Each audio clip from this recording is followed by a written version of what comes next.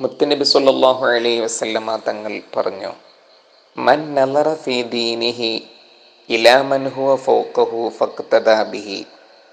ആരെങ്കിലും മതത്തിൻ്റെ വിഷയത്തിൽ അഥവാ ആരാധനകൾ, നന്മകൾ, സുഹൃതങ്ങൾ അനുഷ്ഠിക്കുന്ന വിഷയത്തിൽ തന്നെക്കാൾ ഉഷാറുള്ളവരിലേക്ക് നോക്കുകയും ചിന്തിക്കുകയും അവരെ പിന്തുടരുകയും ചെയ്താൽ, വനളറ ഫീ ദുനിയാഹു ഇലാ മൻ ഹുവ ദൂനഹു ഫഹമിദല്ലാഹ അലാ മാ ഫളലഹുല്ലാഹു അലൈഹി കതബഹുല്ലാഹു ശാകിറൻ സ്വാബിറ.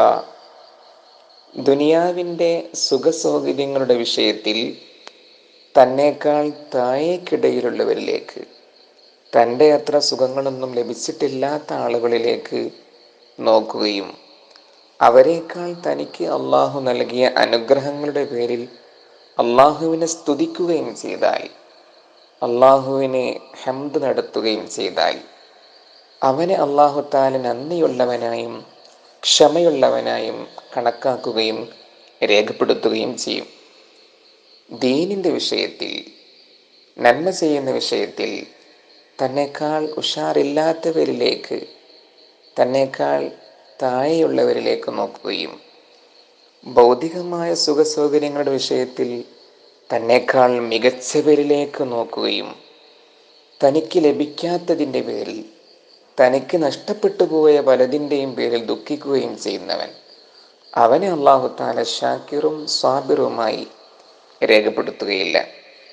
പ്രിയപ്പെട്ടവരെ, ടെൻഷൻ കൂടുതലായും കടന്നു വരുന്നത് ഭൗതികമായ സുഖസൗകര്യങ്ങളുടെ വിഷയത്തിൽ നമ്മേക്കാൾ മികച്ചവരിലേക്ക് നോക്കുകയും അവരെക്കുറിച്ച് കൂടുതൽ ചിന്തിക്കുകയും ചെയ്യുമ്പോഴാണ്. അങ്ങനെ നമ്മൾ ചിന്തിക്കുമ്പോൾ നമ്മുടെ മനസ്സിൽ അസൂയ കടന്നു വരും. ആ അസൂയ പല വലിയ തെറ്റുകളും ചെയ്യാൻ പ്രേരിപ്പിക്കും. അത് ടെൻഷൻ ഉണ്ടാക്കി തീർക്കും. ആ ടെൻഷൻ പിന്നീട് ഹൃദയാഘാത മരണത്തിന് വരെ കാരണമായേക്കും. അതുകൊണ്ട് തന്നെ ദുനിയാവിൻ്റെ വിഷയത്തിൽ നമ്മേക്കാൾ താഴെയുള്ളവരിലേക്ക് നോക്കുക. അപ്പോൾ അല്ലാഹു തആല നമുക്ക് ചെയ്തു തന്ന അനുഗ്രഹങ്ങളെക്കുറിച്ച് നമ്മൾ ബോധവാന്മാരാവും. നമ്മൾ നന്ദിയുള്ളവരായി മാറും.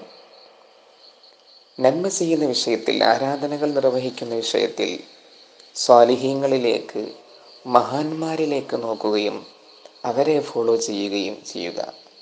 അപ്പോൾ നമുക്ക് നന്മകളിൽ മുന്നേറി സ്വർഗം പ്രാപിക്കാനും കഴിയും. അല്ലാഹു തൗഫീഖ് നൽകുമാറാവട്ടെ.